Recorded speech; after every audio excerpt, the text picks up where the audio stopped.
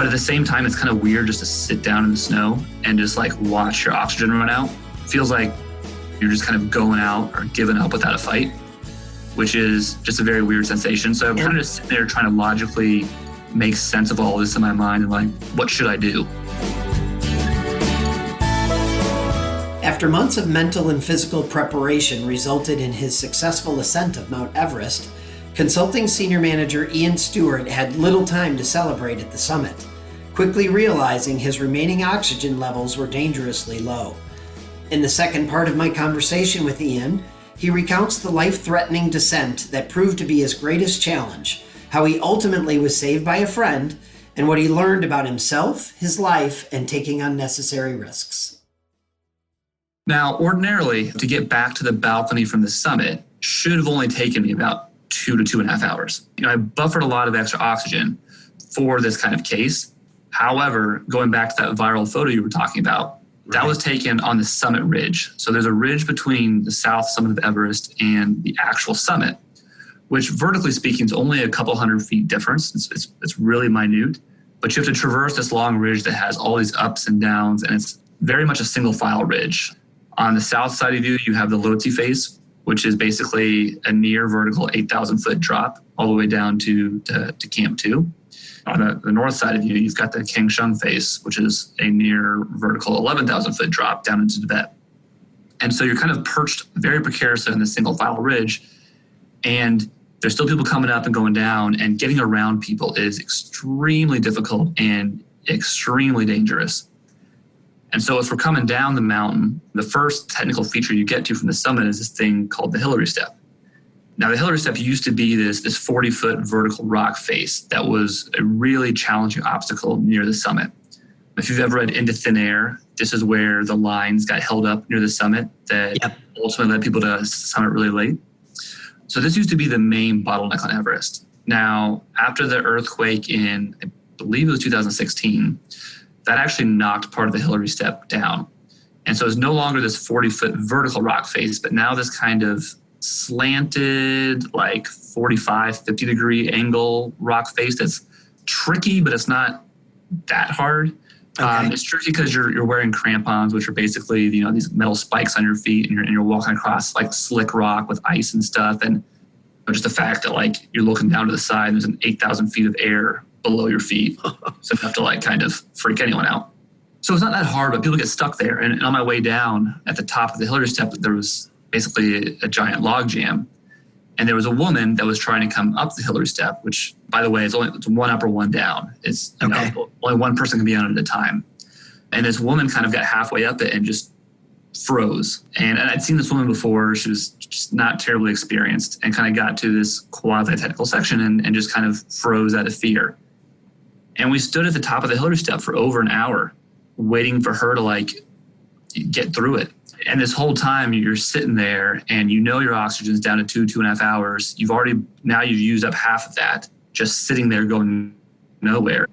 And it was probably the weirdest sensation I've ever had in my life, because you're sitting there on this ridge and there's people in front of you and everyone is screaming at this woman, all kinds of profane things as you may imagine, yelling, "This isn't the place to learn how to be a mountaineer. Like, you're going to kill all of us up here if you don't get out of the way." Just all these like really aggressive things.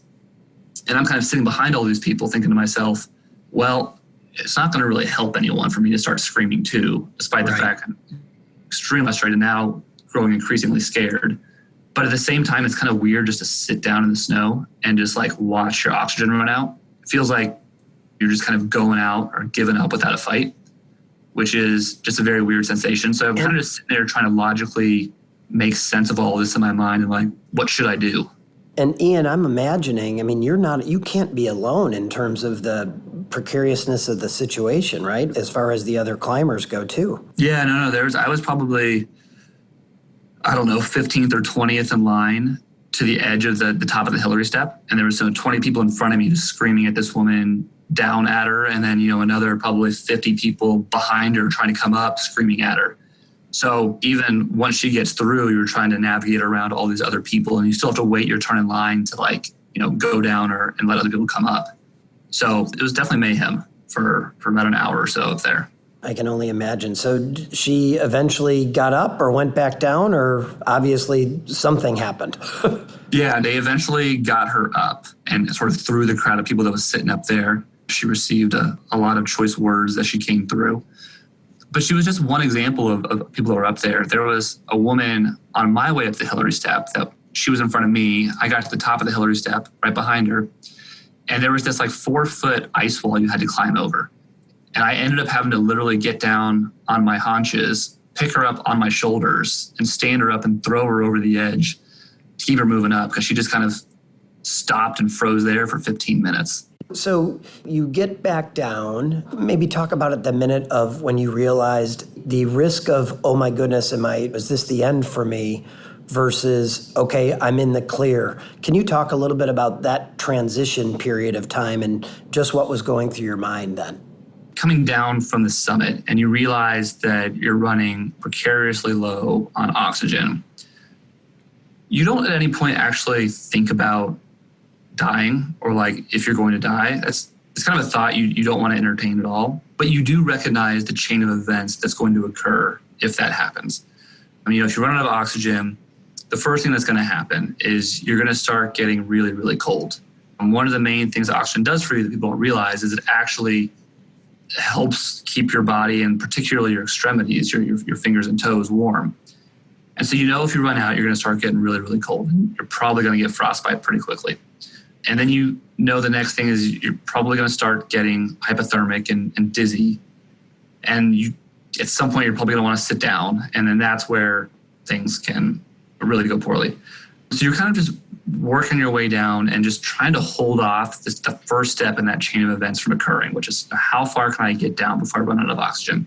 And you just try to move as quickly as you can. But it's, we're now at probably hour 16 or so without having had any food or water since leaving Camp 4. And even at Camp 4, you can't really eat or drink that much.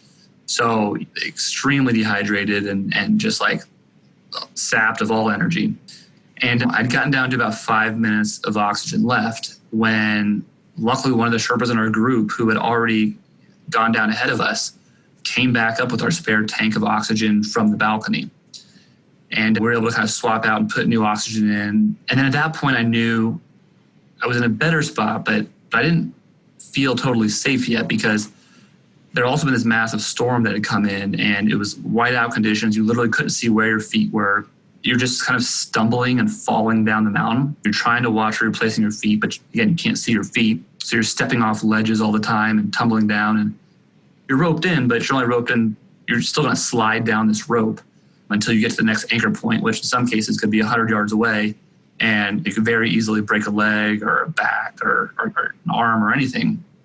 And any one of those things spells almost near certain death.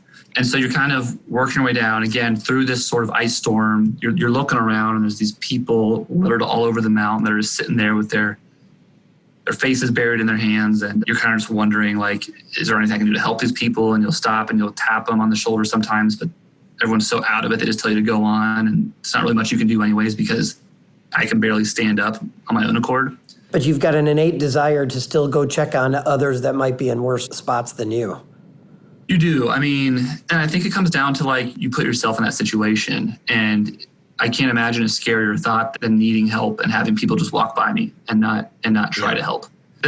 That's part of the scary reality of Everest or mountains, 8,000 meter peaks, is that when you're up there, you really are a bit on an island. You kind of got to take care of yourself because people just don't have the strength to help another oftentimes.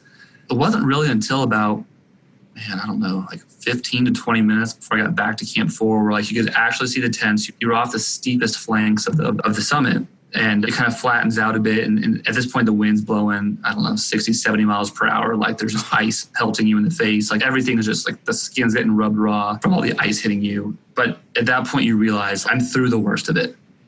The interesting part about it was less a feeling of relief so much and more so a feeling of just being honestly ashamed, which is what I wrote about in the blog.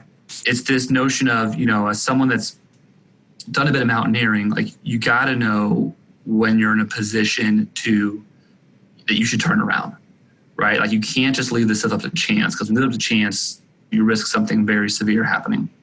And that's kind of what I did, to be honest. Like, I couldn't see how much oxygen I have. So I was just kind of going on blind faith that I had enough to get back down. And it wasn't until I got to the summit that I realized the scenario I was in. If I hadn't gotten bailed out by that Sherpa walking back up. By the way, I was with a guide too, who's in the same boat as me, down his last 5 minutes as well. And if we hadn't gotten bailed out by that Sherpa who carried up 2 extra bottles of oxygen, like, probably best case, we were going to have frostbite.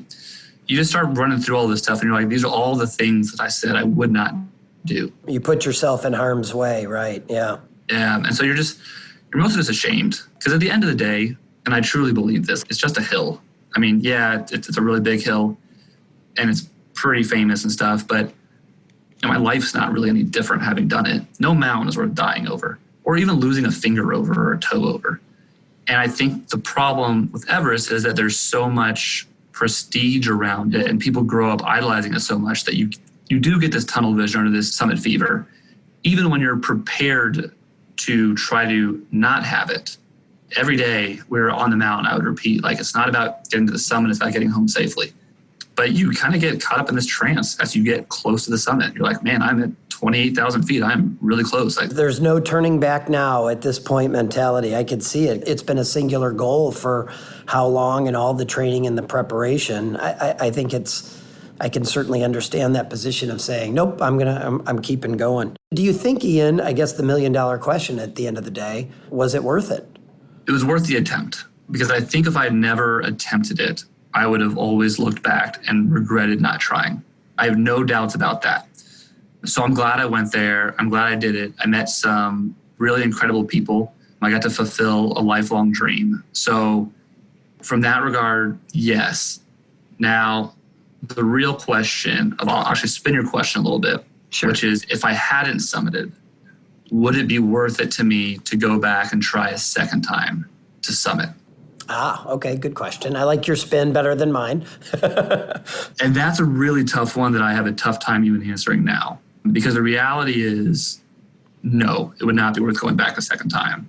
But just knowing myself and knowing how much it would just nag at me for not having made it the first time, I could see myself feeling compelled to go back. But I kind of like to think that I'd be smarter than that, and I just wouldn't do it. I think in my heart of hearts, I know maybe I would talk myself into it, even though I know that's not the logical or smart or really fair response, given everything I put my wife through, my family through, et cetera. All of that sounds exactly logical to me in terms of how you would feel and the sentiments that you would go through. So there's no formal testing or certification or other mandated regulations around who can have the opportunity to climb it? There's not. Now, there's been talks of this for a long time, but I think you have to think about the economics behind the entire ecosystem that is a commercial Everest expedition. You've got Nepal, which I think by the World Bank's estimates is the 25th poorest country in the world. And every Everest permit's a 5-figure permit fee. So they're reticent to almost limit the number of people to come in, because this is a money opportunity for the government of Nepal. Right. And quite frankly, the death toll on Everest doesn't really impact the demand. So it's not like making it safer really, from an economic standpoint, matters to the government. Right. And then, if you're a commercial outfitter, you get paid all of your money up front. So to you as the outfitter, it doesn't really matter if your clients make it to the top or not, because you've got all that money up front. Now, obviously, if none of your clients ever make it to the summit, then people aren't going to go with your outfitter. So that, there's an extent to which they start to care. But for the most part, a few people don't make it, then they don't really care. So this whole notion of pre-testing you for your skills and qualifications doesn't really matter that much to them. Yeah, it's counterproductive to what their ultimate goals are from a financial standpoint, which is terrifying, honestly. Contrast that to climbs on other mountains. Do you face similar circumstances, or is Everest very unique with this? The economics are not unique to Everest. That's how it is from an outfitter standpoint, aren't unique. That's how it is on every mountain. You're paying all of your fees up front, and whether you summit or not, it's not like you get a discount or a refund if you don't summit. Now, one notable difference between Everest and, take Denali in Alaska. Denali is a highly regulated mountain. Only a few outfitters are allowed to guide on Denali. I think they limit it to 6 outfitters. And it's either 2 or 5 years, or there's some review period where they review the outfitter's performance, safety records, et cetera, and determine who gets to be a commercial outfitter for the next 5 years or whatever that period is. So they are highly incentivized to be extremely safe and to kind of staff really qualified guides. And also there's very well published safety records and summit records for Denali. Everest is a bit looser. It's kind of hard to do your due diligence because you don't always know how safe an outfitter is, or summit success factors are hard to gauge sometimes.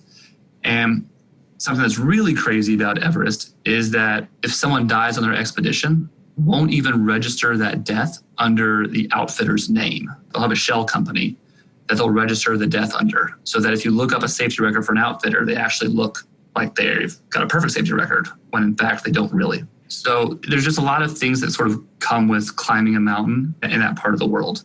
What's next for you? I don't know about the summits that remain, but are they equally as dangerous? Does this factor into your mind in terms of your next challenges that you want to take on? It certainly does. When I after Aconcagua, made this goal of doing the 7 summits, right, which is the tallest mountain on every continent. I've now done 6 of the 7. So I've only got 1 to go, and that's Antarctica, a mountain called Vincent Massif. And the nice thing about Vincent Massif is that it's actually a pretty easy mountain, and it's a pretty safe mountain. Obviously, if things were to go wrong during Antarctica, and it's very tough to get extracted from Antarctica, so there's always that danger. So I don't want to downplay it too much. But in terms of the skill level required and all that, it's not that bad. The downside to Antarctica is that it's really expensive to get to. Okay. So it'll probably be a few years before I go there, unless someone listens to this podcast and magically steps in and wants to sponsor. This is a call for sponsorship. That's right. Yeah. Happily take all donations. But yeah, we're probably a few years away from trying Antarctica. But I think in the meantime, I'm not going to stop climbing. I'd like to do stuff that's shorter in duration and a little bit more technical. So stuff in the Alps, or even stuff here in the US and the Rockies or the Sierras. I think I am done doing any of these 8,000 meter peaks. They take 2 months. It's not a pleasant existence living on the side of a mountain for 2 months while your resting heart rate is more than double what it is at sea level, and you're struggling to keep on weight and not get sick, and you're eating just not pleasant food. You're cold every day. It's just not fun for 2 months. Well, and Ian, I intentionally avoided the story about the broken pee bottle because I think that would help really illustrate exactly what you're talking about here. That's right. Yeah, all of those unpleasantries of living life on the side of a mountain. I think I'm done with doing that for months at a time, maybe a week or 2 at a time. But yeah, I'm done with the 2-month trips. Good for you. Good for you. Hey, just a couple more questions, Ian. You mentioned the extreme amount of time and energy that goes into the preparations for this. I also recognize you have a day job in a professional services firm, that it's not easy to always integrate that degree of preparation versus work. Can you talk a little bit about how those commitments were balanced and how the training and the climbing came into existence with the work side of things as well? I guess 2 things. One, fitness has always been part of my life. I've always enjoyed running or cycling or going to the gym, et cetera. So I've always tried to find a way to weave that into my life, no matter how busy things get. Now, the challenge with client work is that not only is it demanding, but it can also be highly unpredictable at times, which does make keeping a consistent training regimen pretty difficult. But in my particular situation, I had the advantage of being on a long-term project, coupled with the fact that I've been here at Deloitte for 12 years now, or almost 12 years now. So it gives you a little bit of flexibility in dictating your own schedule, both from a seniority standpoint and also just from being on a project that's long-term in nature. And I also had a client that was extremely supportive of this endeavor. So my clients, they mailed me a flag, which I carried to the summit. I think my clients may have been some of my most avid blog followers. So, I got back and there was all these emails in my work account that were people posting about where I was on the mountain and what was going on, and just having them sending me messages is extremely uplifting. You had thousands of fans that were along with you on the journey and you didn't necessarily even know it. Exactly. So you couple having been at the firm for a while, long-term project, a client that's extremely supportive, not to mention a project team that's supportive. I kind of just had we talk about a perfect storm in terms of what made Everest dangerous this year. I had kind of the perfect storm of support that made this possible and preparing for it.